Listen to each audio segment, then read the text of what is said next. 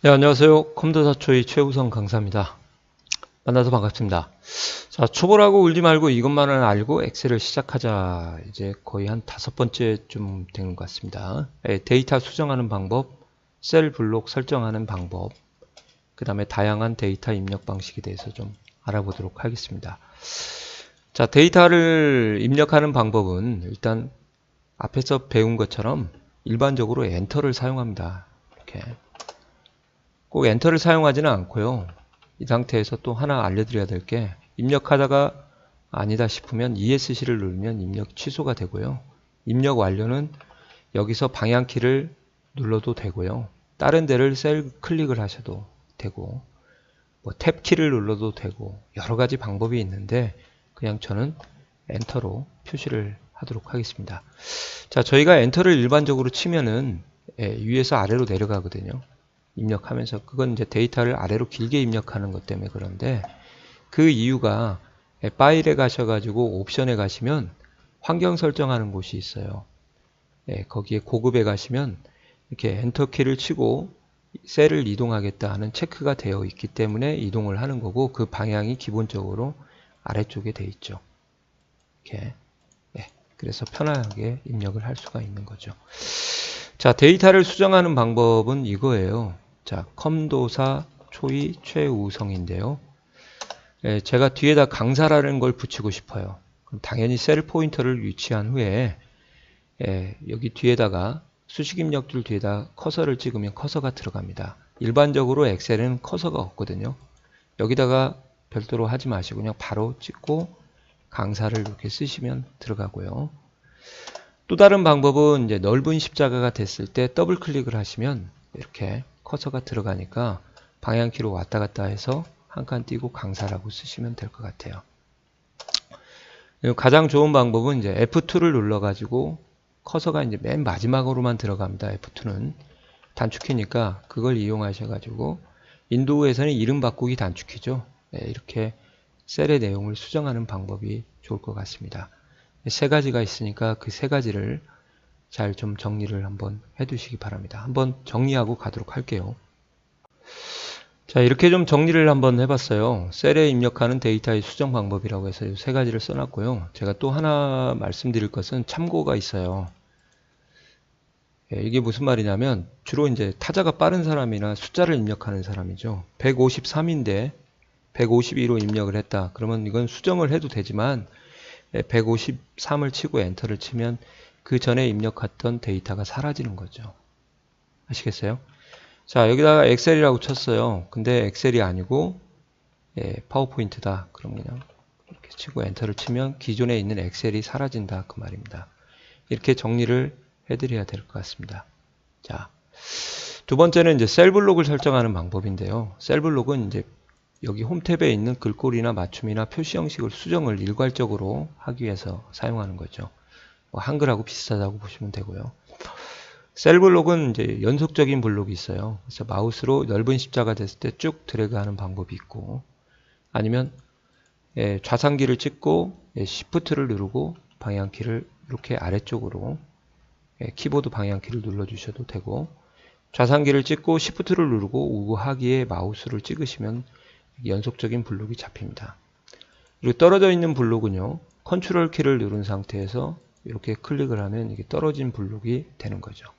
그래서 주로 Shift는 연속, 컨트롤은 비연속적인 범위다. 그렇게 이해하시면 될 것 같습니다. 이건 간단하니까 이건 그냥 넘어가도록 하고요. 다양한 데이터 입력 방식에서는 뭐를 공부해야 될지 입력한 자료로 가서 한번 보시도록 할게요. 좀 정리를 해놔서 좀 빨리 강의를 하려고 하는 목적이니까 조금 양해를 좀 해주시기 바랍니다. 자, 입력 완료 및 취소는 이미 말씀을 드렸고요. 입력 완료는 보통 여러 가지 방법이 있는데 엔터키를 쓰는 거고 입력 취소는 ESC를 쓴다. 그리고 아까 오피스 방향이 이렇게 있다는 것을 좀 알아두시면 좋고요. 오피스 단추보다는 이제 파일 탭이라고 이렇게 하시고 좀.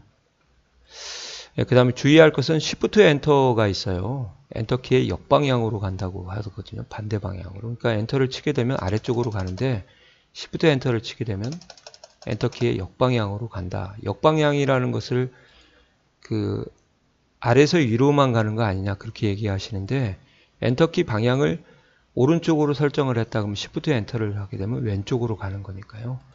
또 탭키를 누르면 또 옆으로 가고요. Shift 탭을 누르면 이렇게 왼쪽으로 가게 되는 겁니다. 그래서 이런 식으로 그 셀 포인터를 이동하는 방법이 뭐 방향키, 마우스 찍기 여러 가지가 있겠지만 그냥 엔터나 탭키를 누르셔도 된다는 것을 조금 알아두시면 좋을 것 같아요. 그리고 추가적인 문자 값을 입력하는 방법은 이제 한자를 입력할 때 보통 먼저 입력을 하고 블록을 잡고 이제 한자 키를 눌러 가지고 한자로 바꾸는 방법이 좋고요. 이곳은 이제 여러 가지로 바꿨는데 여기서 한자 키를 눌렀을 때 이것이 한글 한자인지 한자 한글인지 그냥 다이렉트 한자인지 이렇게 하시면 좋을 것 같습니다. 그리고 만약에 대함만 바꾸고 싶다 그러면 대함만 블록을, 이것을 이제 일반 블록이라고 하고 이걸 셀 블록이라고 하죠. 이렇게 해야 일반 블록이 나오니까 한자 키를 눌러서 대함만 바꿔주시면 될 것 같습니다. 실행 취소했습니다. 그 다음에 한 글자씩 바꾸는 방법도 있어요. 이것은 그냥 대자 쓰고 한자 키 눌러서 다이렉트로 이렇게 바꾸시면 되고요. 이렇게 해서 이런 식으로요. 이렇게 하는 방법이 있다. 그리고 특수 문자를 입력할 때는 자음을 누르고 한자 키를 누르면 되는데, 보통 이제 여러 가지가 있겠지만 미음이나 시옷이나 이응 또는 리을의 단위 같은 걸 많이 쓰겠죠. 이렇게 해서 이렇게 쓰시면 될 것 같아요. 미음 누르고 한자키, 탭을 누르시면 펼쳐지고 아니면 요구 단추를 눌러도 마우스로 펼쳐지게 됩니다. 이렇게 해서 이렇게 입력하시면 되겠죠. 기타 유용한 입력 기능이라고 해서요. Alt 엔터를 좀 설명을 드릴게요. Alt 엔터는 강제로 계행을 줄을 바꾼다 그런 의미입니다. 그러니까 이렇게 쓰면 돼요. 컴퓨터 Alt 엔터, 활용 Alt 엔터, 능력 Alt 엔터, 2급 이렇게 쓰시면은 이렇게 되는 거죠. 마지막에는 엔터고요. 그리고 또 줄을 바꾸는 기능은 3개가 있어요. 2가지만 제가 말씀을 드릴 건데, 자동 계행이라는 게 있거든요. 또 양쪽 맞춤도 하나 있는데 그건 나중에 개인적으로 질문을 하면 알려 드리겠습니다. 이렇게 해서 컴퓨터 활용 능력이라고 이렇게 쓰시고 2급이라고 쓰신 다음에 홈탭에 가셔서 텍스트 줄바꿈을 누르셔도 되는데, 이 둘의 차이는 이제 너비의 변화가 있냐 없냐 그 차이라고 보시면 되겠습니다. 이렇게 아시겠어요? 그러니까 여기는 자동 계행, 스스로 자동으로 줄바꿈의 행수가 변경을 하고, 얘는 여력이 있어도 안 올라가는 거고 그런 의미라고 보시면 돼요. Alt 엔터는 이 강제 계행의 의미가 있다, 그렇게 이해하시면 좋을 것 같습니다. 그 다음에 여러 셀에 동시에 데이터를 입력하는 방법이 컨트롤 엔터. 이건 참 유용하게 쓰거든요. 근데 필기시험만 나와서 그렇지 이렇게 해서 최우성하고 컨트롤 엔터를 누르면 커서가 깜빡깜빡할 때 이렇게, 지울 때는 이렇게 컴도사 컨트롤 엔터, 딜리트를 누르시면 되는데, 또 백스페이스를 눌러버리면 엑셀에서는 백스페이스가 쥐약이거든요. 한 셀만 지워지고 나머지는 안 지워지는 게 백스페이스입니다. 딜리트를 누르면 다 지워지고요. 그런 부분도 좀 챙겨 놓으셔야 될 것 같아요. 여러 셀에 같은 데이터를 동시에 입력하는 방법이다. 그리고 이것은 이제 한글에는 없고 엑셀에만 있기 때문에 자동 완성 기능도 설명을 드려야 될 것 같습니다. 자동 완성 기능이라는 건 뭐냐? 대한민국 서울 전주시가 있는데 여기다가 서자만 쓰게 되면 서울시가 자동으로 나오고요. 엔터를 치게 되면 빠르게 입력이 되는 거죠. 서자만 친 거예요, 제가. 참고로 서울만 치고 싶다 그러면 서울하고 딜리트를 눌러서 입력을 하시면 되는 겁니다.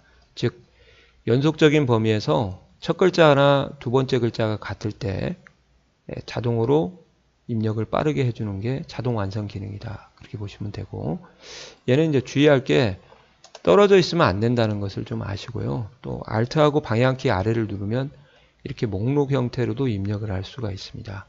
비슷하죠? 아니면 오른쪽 버튼 눌러서 여기에 보면 드롭다운 목록에서 선택을 하셔도 똑같은 기능이고요. 얘는 문자 데이터만 지정이 되고요. 숫자 데이터 이런 것은 시험에 나오는 거니까 좀 알아두시면 좋죠. 숫자를 똑같은데 왜 적용이 안 돼요? 그러면 원래 안 되는 거예요. 날짜도 마찬가지겠죠. 2015로 쓰고 다시를 써도 안 되는 거죠.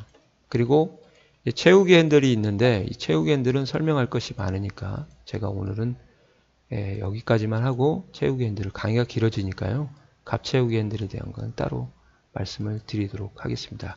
아무튼 이것도 독특하게 입력하는 방식이구나. 그 정도까지만 알아두시면 되고요. 이걸 그냥 넘어가자니 좀 그런데 하나만 더 해볼까요? 홈 탭에 가시면 맞춤이라는 탭이 있고요. 여기 메뉴가 안 나와 있어요. 그래서 추가 옵션 단추를 눌러서 일반 가로에 가시면은 양쪽 맞춤이 있거든요. 이렇게 양쪽 맞춤을 하고 확인을 하시면 이것도 줄을 맞추는 겁니다. 근데 이제 여기가 예쁘게 맞춰지고 여기는 좀 덜 예쁘게 맞춰지고 그렇게 보시면 되려나요? 이렇게 글자 수가 이것까지 이렇게 치시면